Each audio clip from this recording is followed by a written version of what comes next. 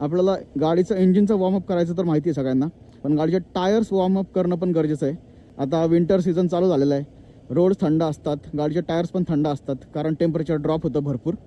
आणि त्यामुळे हिवाळ्यामध्ये एक कॉमनली ऑब्झर्व केली गेलेली गोष्ट आहे माझ्याकडून, ती म्हणजे टू व्हीलर्सचे ॲक्सिडेंट खूप होतात. लोकांच्या गाड्यासारख्या स्किड होत असतात. त्याचं एकच कारण आहे की टायर्स हे प्रॉपरली वॉर्मअप केलेले नसतात. त्यामुळे रोडवरती इनफ ट्रॅक्शन त्या टायर्सला मिळत नाही. मग तुम्ही जर सडन ॲक्सिलरेट केली किंवा अचानक जर ब्रेक दाबलात गाडीचा, तर गाडीचे टायर्स घसरतात.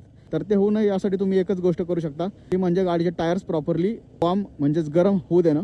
ते कसं करायचं, तर तुम्ही जर गाडी सकाळी सकाळी काढताय बाहेर, गाडी इंजिन वॉर्मअप केल्यानंतर 700 ते 800 मीटर मिनिमम तुम्ही जर राईड करताय, तर ते एकदम आरामात राईड करा, जेणेकरून टायरचा जो सरफेस आहे तर रोडसोबत प्रॉपर कॉन्टॅक्ट मेंटेन करेल आणि टायर गरम होईल. एकदा तो गरम झाला की प्रॉपरली ट्रॅक्शन मिळणार आहे त्याला, आणि मग तुम्ही गाडी पळवली तरी पण जी ग्रिप रोडवरती मिळली पाहिजे ती प्रॉपर मिळेल, गाडी घसरणार नाही आहे.